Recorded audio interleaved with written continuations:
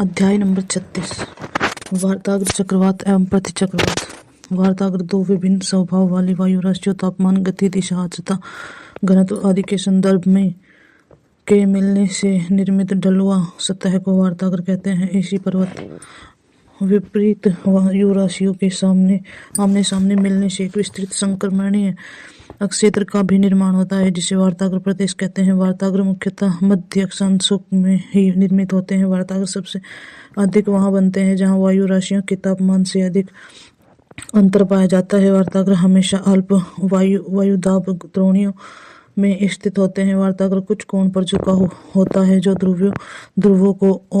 ध्रुवों की ओर जाने पर बढ़ता जाता है। ऐसा इसलिए क्योंकि वार्ताग्र का ढाल पृथ्वी की अक्षीय गति पर आधारित होता है। भूमध्य रेखा पर वार्ताग्र का ढाल लगभग शून्य होता है। वार्ताग्रों के बनने की प्रक्रिया को वार्ताग्र जनन तथा नष्ट होने की प्रक्रिया को वार्ताग्र क्षय कहते हैं। वार्ताग्र जनन एवं वार्ताग्र अक्षय से ही चक्रवातों एवं प्रतिचक्रवातों की उत्पत्ति होती है। वायु राशियों का अभिसरण वार्ताग्र जनन में सहायक तथा वायु राशियों का अपसरण वार्ताग्र जनन में बाधक होता है। वार्ताग्रों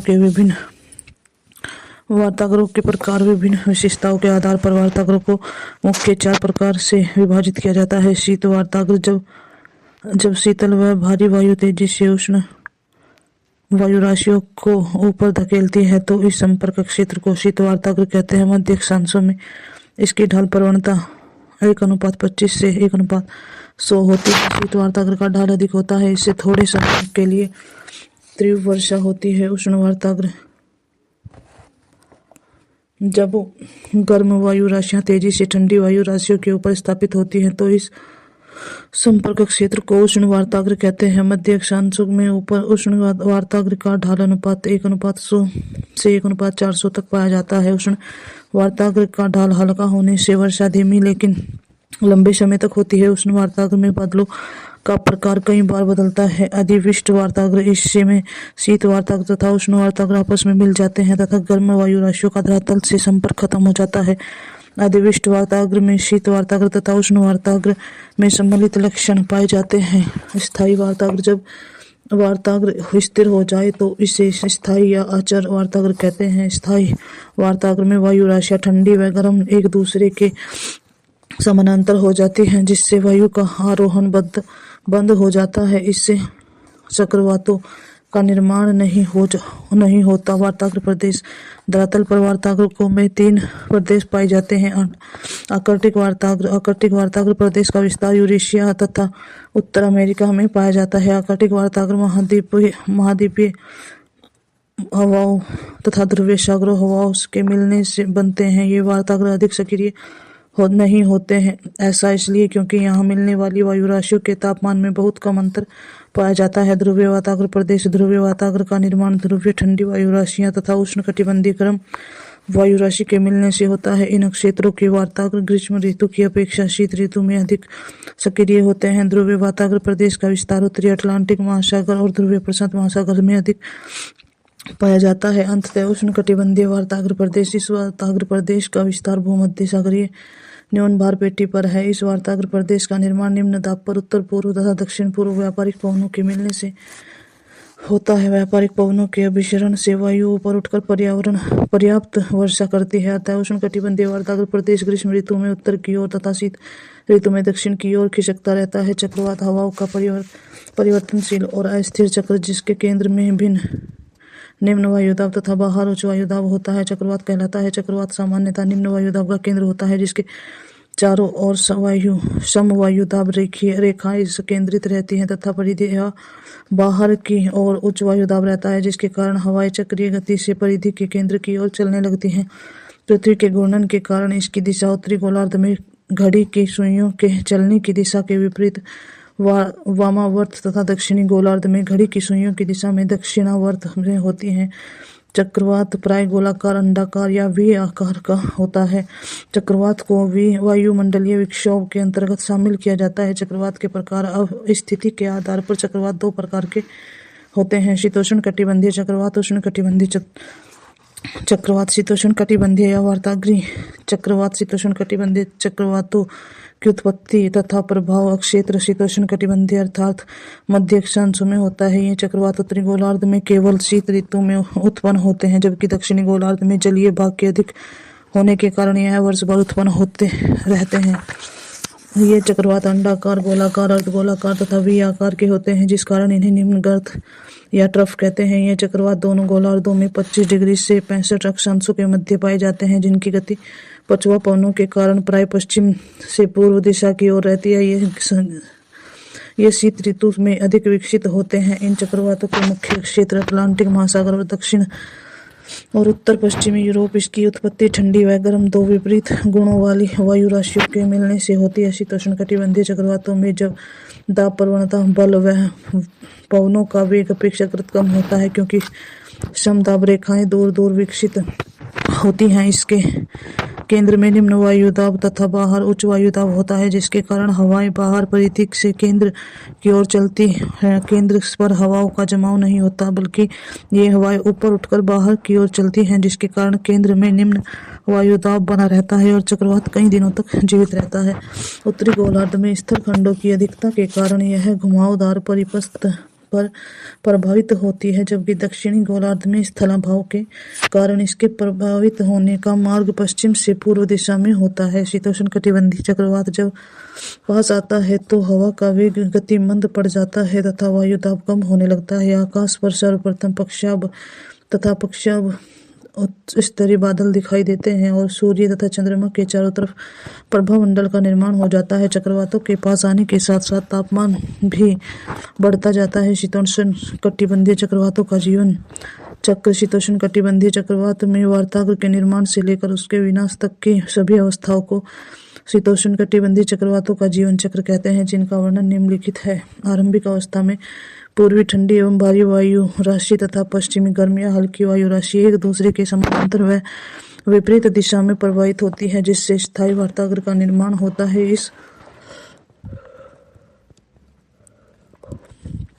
इस वार्तागृह में दोनों हवाओं के सक्रिय न होने के कारण मौसम में किसी प्रकार का कोई परिवर्तन नहीं होता है। द्वितीय अवस्था में जैसे ही एक गर्म ठंडी वायु सक्रिय होकर दूसरे ठंडी गर्म वायु के क्षेत्र में प्रवेश करती है तो वह स्थिर वार्तागृह का विकास होता है, जिसका संचरण लहरनुमा प्रतीत होता है। इसलिए इसे लहरनुमा या ध्रुवीय वार्तागृह भी कहते हैं। ध्रुवीय वार्तागृह के पूर्वी भाग में उष्ण वार्तागृह तथा पश्चिमी भाग में शीत वार्तागृह का निर्माण होता है। तीसरी अवस्था चक्रवात की प्रारंभिक प्रौढ़ावस्था होती है, जिसमें चक्रवात का पूर्ण विकास हो चुका होता है और दबाव समदाब रेखाएं लगभग गोलाकार की हो जाती हैं। उष्ण और शीत वार्तागृह उष्ण वार्तांश द्वारा अलग होते हैं, क्योंकि शीत वार्तागृह उष्ण वार्तागृह की अपेक्षा तेजी से आगे बढ़ता है। इस कारण उष्ण वार्तांश लगातार शर्करा होता जाता है। शीतोष्ण चक्रवात के दक्षिण पूर्व भाग में उष्ण वार्तांश तथा उत्तर पश्चिमी भाग को शीत वार्तांश कहते हैं।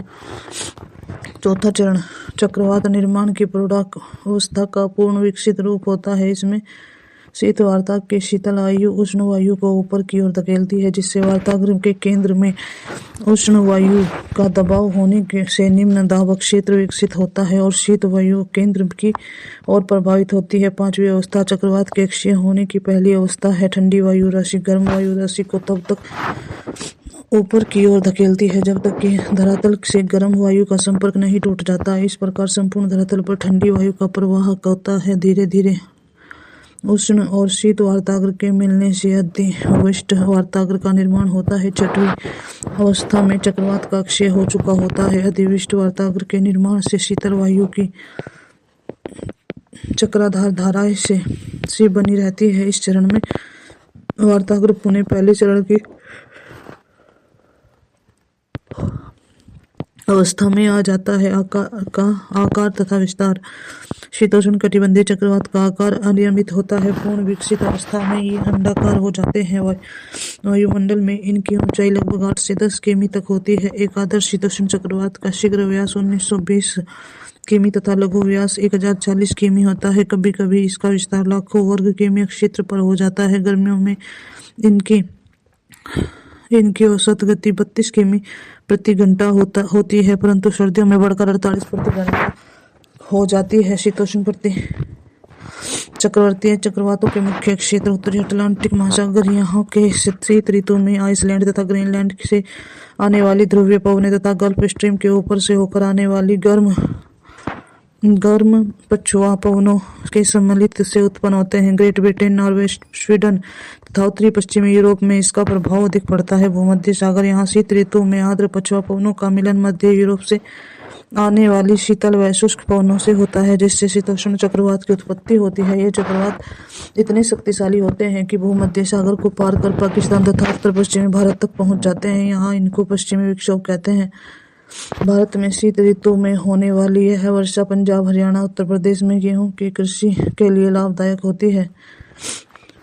उत्तरी प्रशांत महासागर। ये चक्रवात उत्तर पूर्व दिशा में गमन करते हुए अलास्का की खाड़ी तक पहुंचने के बाद अंततः एल्यूशियन निम्न दाब से मिलकर दक्षिणी मार्ग का अनुसरण करते हैं तथा कैलिफोर्निया तक पहुंचते हैं। चीन सागर। ये शीत ऋतु में जापान सागर के निकट उत्पन्न होते हैं और चीन सागर से होते हुए उत्तरी मध्य चीन तक पहुंच जाते हैं। इससे उत्तरी चीन में वर्षा होती है। उष्णकटिबंधीय चक्रवात। उष्णकटिबंधीय क्षेत्रों के महासागरों में उत्पन्न तथा विकसित होने वाले चक्रवातों को उष्णकटिबंधीय चक्रवात कहते हैं। ये 5 डिग्री से 30 डिग्री उत्तर तथा 5 डिग्री से 30 डिग्री दक्षिण अक्षांशों के बीच उत्पन्न होते हैं। दायित्व है कि भूमध्य रेखा के दोनों ओर 5 डिग्री से 8 अक्षांशों वाले क्षेत्रों के न्यूनतम कोरियोलिस बल के कारण इन चक्रवातों को प्राय अभाव रहता है। उष्णकटिबंधीय चक्रवात अत्यधिक विनाशकारी वायुमंडलीय तूफान होते हैं, जिनकी उत्पत्ति कर्क व मकर रेखाओं के मध्य महासागरीय क्षेत्र में होती है।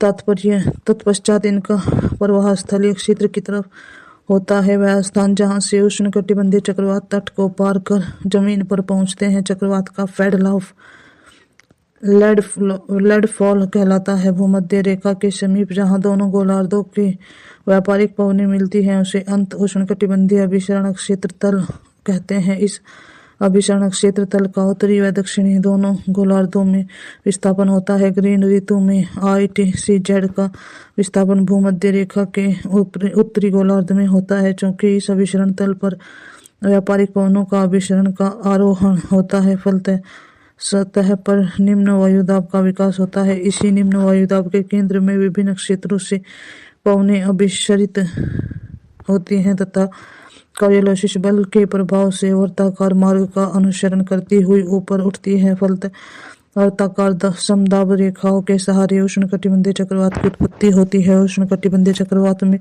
वायु के संचरण की दिशा उत्तरी गोलार्ध में घड़ी की सुइयों के चलने के विपरीत दिशा में अथवा वामावर्त तथा दक्षिणी गोलार्ध में घड़ी की सुइयों के चलने की दिशा में अथवा दक्षिणावर्त होती है। इन चक्रवातों की गति महासागरों के ऊपर तीव्र रहती है, परंतु स्थल पर पहुंचते पहुंचते यह कमजोर हो जाती है तथा स्थल के आंतरिक भागों तक पहुंचने से पहले ही समाप्त हो जाते हैं। यही कारण है कि इन चक्रवातों से महाद्वीपों के तटीय भाग अधिक प्रभावित होते हैं। व्यापारिक पूर्वी पवन की पेटी तत्व का अधिक प्रभाव होने के कारण सामान्यतः इनकी गति की दिशा पूर्व से पश्चिम की ओर रहती है। हालांकि इनके मार्गों में क्षेत्रीय भिन्नताएं भी होती हैं। उष्णकटिबंधीय चक्रवातों के प्रकृति में भी भिन्नता पाई जाती है। जैसे 32 किमी प्रति घंटे की चाल से गति करने वाले चक्रवात को ऋण चक्रवात कहते हैं, वही 120 किमी प्रति घंटे की रफ्तार से चलने वाले चक्रवात को हरिकेन कहा जाता है। 200 किमी प्रति घंटे की रफ्तार से चलने वाले चक्रवात को सुपर साइक्लोन कहते हैं। यह चक्रवात सदैव गतिशील नहीं होते, कभी कभी ये एक ही स्थान पर कई दिनों तक स्थायी हो जाते हैं तथा तीव्र वर्षा करते हैं। उष्णकटिबंधीय चक्रवात वर्षा के निश्चित समय में ही सामान्यतः ग्रीष्म काल में उत्पन्न विकसित होते हैं। उष्णकटिबंधीय चक्रवात के लिए आवश्यक दशाएं, इसकी उत्पत्ति एवं विकास के लिए अनुकूल स्थितियां निम्नलिखित हैं। इनकी उत्पत्ति एवं विकास के लिए अनुकूल स्थितियां: गर्म तथा आर्द्र वायु का लगातार आरोहण होना चाहिए, क्योंकि चक्रवात को ऊर्जा की आपूर्ति संघनन की प्रक्रिया में छिपी हुई गुप्त ऊष्मा से होती है। वृहद समुद्र सतह, जहां समुद्री सतह का ताप 27 डिग्री सेल्सियस से अधिक होना चाहिए। समुद्री सतह पर निम्न वायुदाब का विकास तथा वायु का अभिसरण ने आरोहण होना चाहिए। कोरियोलिस बल की उत्पत्ति अनिवार्य है क्योंकि यह मनुष्य वायु को चक्रीय गति प्रदान करती है। धरातलीय चक्रवात के ऊपरी वायुमंडलीय परत में प्रति चक्रवाती दशाएं होनी चाहिए। उष्णकटिबंधीय चक्रवात की संरचना। चक्रवात की आंख। चक्रवात के केंद्र या मध्य भाग को चक्रवात की आंख कहते हैं। इस क्षेत्र में वायु का आरोहण नहीं होता है, जिसके कारण वर्षा के लिए प्रतिकूल स्थिति बनी रहती है। चक्रवात के केंद्र में शांत क्षेत्र पाया जाता है तथा इसके ऊपर प्राय मेघ नहीं होते। इस भाग में पवन का वेग बहुत ही धीमा हो जाता है तथा पवन मंद गति से अलग अलग दिशाओं में चलना शुरू कर देती है। तापमान अधिक और आर्द्रता काफी कम हो जाती है। आंख की दीवार। आंख यह केंद्र या मध्य भाग का वह क्षेत्र होता है जहां वायु का अधिक तीव्रता से आरोहण होने के कारण अत्यधिक मात्रा में वर्षा होती है। इसी क्षेत्र में पवनों का वेग अधिकतम होता है। वर्षण सर्पिल पट्टी यह आंख की दीवार से सटा हुआ बाह्य क्षेत्र होता है जहां अपेक्षाकृत कम मात्रा में वर्षा होती है। वलयाकार क्षेत्र यह चक्रवात की बाहरी सीमा होती है। यहाँ वायु के अवरोहण, वायु का सतह पर बैठना से वायु के लिए प्रतिकूल स्थिति बनी रहती है। बाह्य संवहनीय पट्टी यह वलयाकार क्षेत्र से सटा बाह्य क्षेत्र होता है। यहाँ क्षेत्रीय प्रभाव के कारण संवहनीय तरंग के रूप में वायु के ऊपर उठने के कारण संवहनीय वर्षा होती है। आकार तथा विस्तार। इसका आकार वर्ताकार या दीर्घवृत्ताकार होता है। उष्णकटिबंधीय चक्रवात का विस्तार शीतोष्णकटिबंधीय चक्रवात की अपेक्षा बहुत कम होता है। इनका व्यास सामान्यतः 80 से 300 किमी तक होता है। कुछ ऐसे चक्रवात भी होते हैं जिनका व्यास 40 से 50 किमी ही होता है। उष्णकटिबंधीय चक्रवातों के मुख्य क्षेत्र। कैरिबियन सागर में आने वाले ऐसे चक्रवातों को हरिकेन कहते हैं। ये मुख्यतः जून से अक्टूबर तक आते हैं। चीन सागर के क्षेत्र में ऐसे चक्रवातों को टाइफून कहते हैं। ये जुलाई से अक्टूबर तक चलते रहते हैं। ये फिलीपींस, चीन तथा जापान को प्रभावित करते हैं। हिंद महासागर क्षेत्र में ऐसे चक्रवातों को चक्रवात के नाम से ही जाना जाता है। ये भारत, बांग्लादेश, म्यांमार, मेडागास्कर तथा ऑस्ट्रेलिया के उत्तरी तट पर आते हैं। ऑस्ट्रेलिया में इन चक्रवातों को विलीज के नाम से जाना जाता है।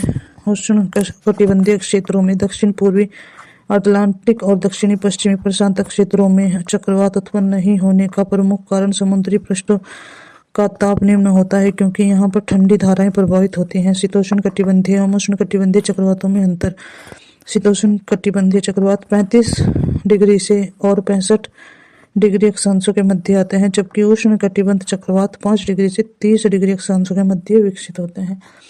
शीतोष्णकटिबंधीय चक्रवातों में स्पष्ट वार्ताग्र प्रणालियों का विकास होता है, जबकि उष्णकटिबंधीय चक्रवात केवल जलीय सतह पर उत्पन्न होते हैं और जलीय सतह पर पहुंचते ही समाप्त हो जाते हैं। शीतोष्ण चक्रवात उष्णकटिबंधीय चक्रवातों की अपेक्षा अधिक विस्तृत क्षेत्र को प्रभावित करते हैं। शीतोष्ण चक्रवात पश्चिम से पूर्व दिशा की ओर चलते हैं, जबकि उष्णकटिबंधीय चक्रवात पूर्व से पश्चिम दिशा में गमन करते हैं। उष्णकटिबंधीय चक्रवात के मध्य, केंद्र और प्रशांत क्षेत्र पाया जाता है, जिसे चक्रवात की आंख कहते हैं, जबकि शीतोष्ण चक्रवात में इसका अभाव रहता है। शीतोष्ण चक्रवात में होने वाली वर्षा को वार्ताग्रीय वर्षा कहते हैं, जबकि उष्णकटिबंधीय चक्रवातों के द्वारा संवहनीय वर्षा होती है। शीतोष्ण कटिबंधीय चक्रवातों का आकार बड़ा होने के कारण वायुदाब प्रवणता कम होती है, जबकि उष्णकटिबंधीय चक्रवातों में आकार छोटा होने के कारण वायुदाब प्रवणता अधिक होती है। शीतोष्ण कटिबंधीय चक्रवातों में उष्ण तथा शीत वार्ताग्र होते हैं, जबकि उष्णकटिबंधीय चक्रवातों में कोई वार्ताग्र नहीं होते। शीतोष्ण कटिबंधीय चक्रवात में तापमान संबंधी विषमताएं पाई जाती हैं, जबकि उष्णकटिबंधीय चक्रवात में वार्ताग्र के अभाव के कारण तापमान संबंधी विषमताएं नहीं पाई जाती हैं। शीतोष्ण कटिबंधीय चक्रवात उष्णकटिबंधीय चक्रवातों की अपेक्षा कम विनाशकारी होते हैं। उष्णकटिबंधीय चक्रवातों में पवनें चक्राकार मार्ग में गति करती हैं, जबकि शीतोष्ण कटिबंधीय चक्रवात में पवन की गति वार्ताग्रों पर निर्भर करती है। उष्णकटिबंधीय चक्रवात में हिम तथा ओलावृष्टि नहीं होती, जबकि शीतोष्ण चक्रवात में हिम तथा ओलावृष्टि होती है। चक्रवातों का नामकरण। चक्रवातों के नामकरण से पहले चक्रवात को उनके अक्षांश देशांतर के आधार पर पहचाना जाता है। वर्तमान में चक्रवातों का नामकरण उनके स्थान, विशेषता और विस्तार के आधार पर किया जाता है। चक्रवातों के नामकरण की प्रक्रिया वर्ष 1953 से प्राप्त हुई थी, जो अब तक जारी है। चक्रवातों का नाम अंग्रेजी वर्णमाला के क्रम में रखा जाता है, जिसमें से Q, U, X, Y, Z वर्ण को हटा दिया गया है। चक्रवातों के नाम के लिए अक्षर प्रणाली का प्रयोग किया जाता है। वर्ष 1989 से पहले चक्रवातों का नाम सिर्फ महिलाओं के नाम पर आधारित होता था। इसके बाद चक्रवातों के नाम पुरुषों के नाम पर भी रखे जाने लगे। विश्व मौसम विज्ञान संगठन WMO के नामों की 6 सूचियां तैयार की। इन नामों का 6 वर्ष बाद पुनः प्रयोग किया जा सकता है। जो चक्रवात अत्यधिक विनाशकारी होते हैं, उनका नाम सूची से हटा दिया जाता है। हिंद महासागर के उत्तरी हिस्से के ऊपर से गुजरने वाले उष्णकटिबंधीय चक्रवातों का नामकरण वर्ष 2004 में इस क्षेत्र के 8 देशों भारत, बांग्लादेश, पाकिस्तान, म्यांमार, श्रीलंका, मालदीव, थाईलैंड और ओमान द्वारा दिए जाते हैं। भारत में अब तक अग्नि, आकाश, बिजली, लहर, जल, मेघ, सागर और वायु आदि नाम दिए गए हैं। वर्धा चक्रवात का नाम पाकिस्तान द्वारा दिया गया था। वर्धा एक उर्दू शब्द है जिसका अर्थ लाल गुलाब होता है। हाल ही में आए हुदहुद चक्रवात का नाम ओमान द्वारा सुझाया गया था। हुदहुद एक चिड़िया का नाम है जिसका उल्लेख कुरान में मिलता है। प्रति चक्रवात के विपरीत दशाओं एवं विशेषताओं वाले वायु परिसंचरण तंत्र को प्रति चक्रवात कहते हैं। इसकी उत्पत्ति उपोष्ण कटिबंधीय उच्च वायु दाब वाले क्षेत्रों में अधिक होती है, जबकि भूमध्य रेखा के आसपास के क्षेत्रों में इसका अभाव रहता है। प्रति चक्रवात के केंद्र में उच्च वायु दाब का प्रभाव रहता है, जिसके चारों तरफ वृत्ताकार समुदाय रेखाएं होती हैं। केंद्र में उच्च दाब तथा बाहर की तरफ अपेक्षाकृत निम्न वायु दाब का क्षेत्र होने के कारण ही हवाएं केंद्र से परिधि की ओर चलती हैं। प्रति चक्रवातों में उत्तरी गोलार्ध में हवाएं घड़ी सुइयों के चलने की दिशा क्लॉकवाइज में तथा दक्षिणी गोलार्ध में घड़ी की सुइयों के चलने के विपरीत दिशा एंटी क्लॉकवाइज में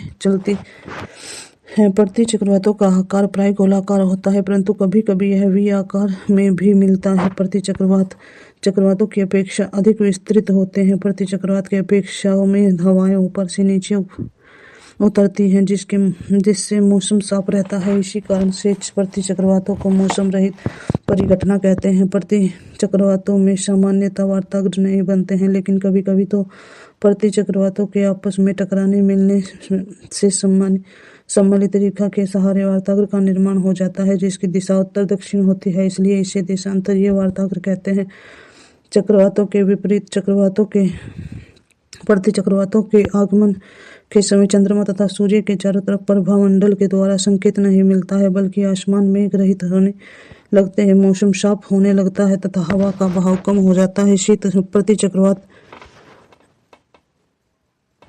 आर्कटिक क्षेत्र में उत्पन्न होकर पूर्व एवं दक्षिण पूर्व दिशा की ओर चलते हैं। वही उष्ण प्रति चक्रवात उपोष्ण उच्च वायुदाब की पेटी में उत्पन्न होते हैं। ये दक्षिणी पूर्वी संयुक्त राज्य अमेरिका और पश्चिमी यूरोप के देशों को अधिक प्रभावित करते हैं। अवरोधी प्रति चक्रवात की अवधारणा नवीन है। क्षोभ मंडल के ऊपरी भाग में वायु संचार के अवरोध के कारण इनकी उत्पत्ति होती है। ये उत्तर पश्चिमी यूरोप तथा निकटवर्ती अटलांटिक महासागर भाग तथा मध्य उत्तरी प्रशांत महासागर के पश्चिम भाग में उत्पन्न होते हैं। टॉर्नेडो भयानक दंडित झंझा से कभी कभी वायु हाथी की सूंड की तरफ सर्पिल रूप में नीचे उतरती है, जिसके केंद्र में निम्न वायु दाब होता है। यह व्यापक रूप से विनाशकारी होता है। इस परिघटना को ही टॉर्नेडो कहते हैं। इसका विकास सामान्य मध्य अक्षांशीय क्षेत्रों में होता है। समुद्र पर टॉर्नेडो को जल स्तंभ कहते हैं। टॉर्नेडो की तीव्रता मापने के लिए फुजिटा स्केल का प्रयोग किया जाता है। टॉर्नेडो मुख्यतः संयुक्त राज्य अमेरिका तथा ऑस्ट्रेलिया में उत्पन्न होते हैं। इसके अलावा यह France, United kingdom, Germany, Argentina, दक्षिण अफ्रीका, चीन, भारत आदि में भी आते हैं। भारत में इन्हें बवंडर कहते हैं। संयुक्त राज्य अमेरिका में टॉर्नेडो प्रभावित वृहद मैदानी भाग टॉर्नेडो एली कहलाता है। इस टॉर्नेडो एली में मुख्यतः मिसिसिपी, मिसौरी घाटी के टेक्सास, ओक्लाहोमा, कंसास और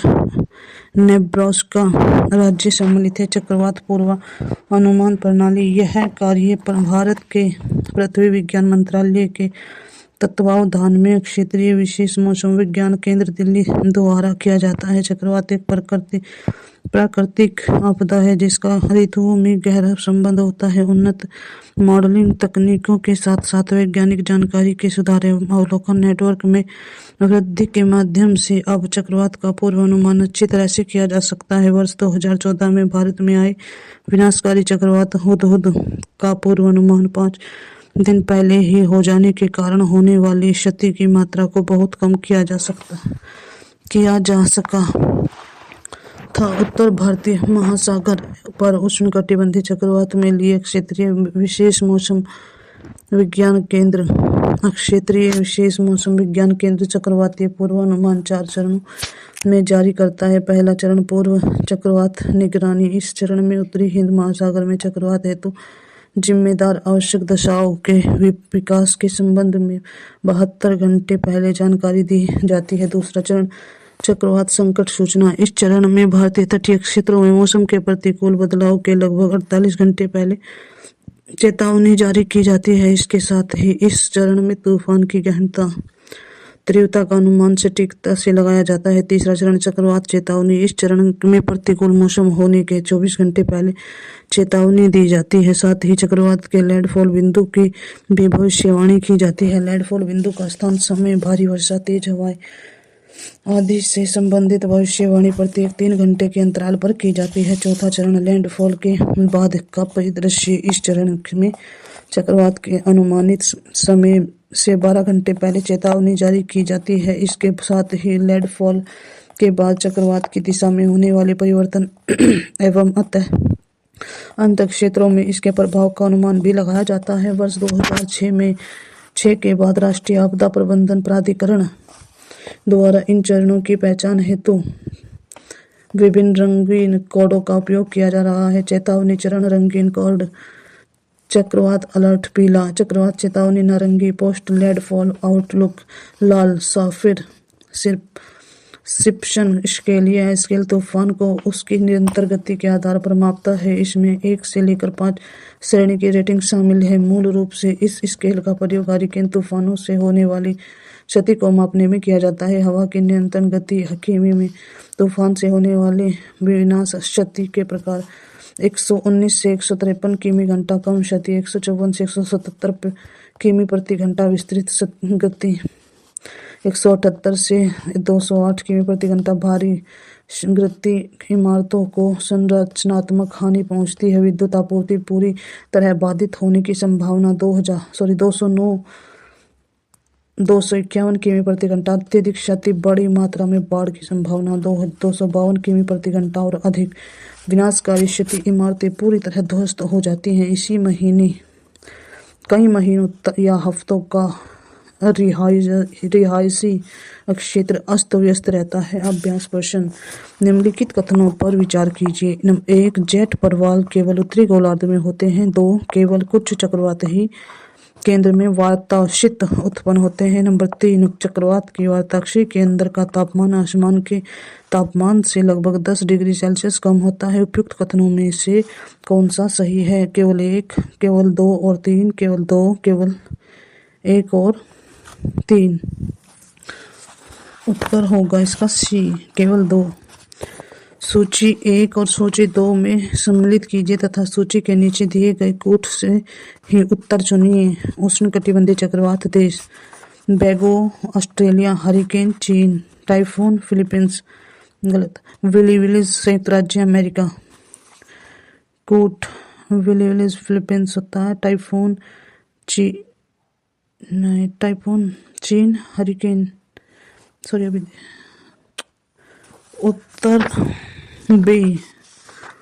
उत्तर बी बेगुओ फिलीपींस, हरिकेन संयुक्त राज्य अमेरिका, टाइफून चीन, विलेविलीज ऑस्ट्रेलिया।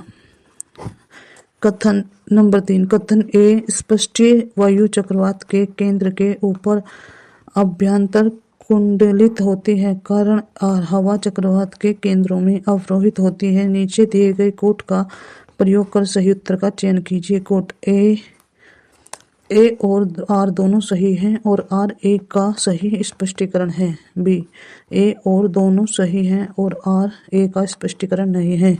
सी, ए सही है परंतु आर गलत है। डी, ए गलत है परंतु आर सही है। इसका उत्तर होगा ए।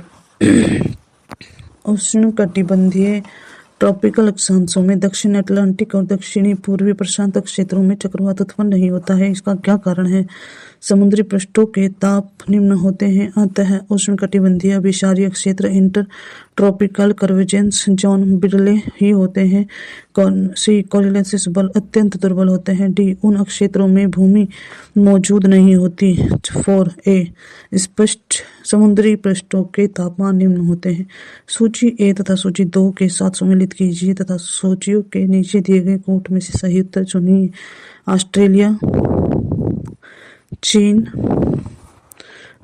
ऑस्ट्रेलिया हरिकेन, चीन विलिविलिस, भारत टाइफून, संयुक्त राज्य अमेरिका चक्रवात। भारत का तो हो गया चक्रवात, चीन का हो गया टाइफून यानी कि 4-3-4 है ना। भारत का 3 और उसका 4 बना होगा, सॉरी इसका आएगा ये 5 का होगा बी 2। ऑस्ट्रेलिया विलिविलिस, चीन हरिकेन, भारत चक्रवात, संयुक्त राज्य अमेरिका टाइफून। निम्नलिखित में से आप सामान्य रूप से टॉर्नेडो से संबंध करेंगे? मैक्सिको की खाड़ी, चीन सागर, हिंद महासागर, यूएसए। उत्तर होगा डी, यूएसए। अभ्यास प्रश्न मुख्य परीक्षा। उष्णकटिबंधीय चक्रवातों की उत्पत्ति के कारण, संरचना तथा संबंधित मौसम का वर्णन कीजिए। शीतोष्ण चक्रवात पर एक संक्षिप्त टिप्पणी लिखो। यह भारत को कैसे प्रभावित करता है? चक्रवात क्या है? शीतोष्ण कटिबंधीय चक्रवातों की उत्पत्ति के कारणों की व्याख्या कीजिए। शीतोष्ण कटिबंधीय चक्रवातों के जीवन चक्र की अवस्थाओं को समझाइए। चक्रवात क्या है? उष्णकटिबंधीय चक्रवातों की मुख्य विशेषताओं का उल्लेख कीजिए। उष्णकटिबंधीय चक्रवातों की उत्पत्ति तथा विशेषताओं को बताइए।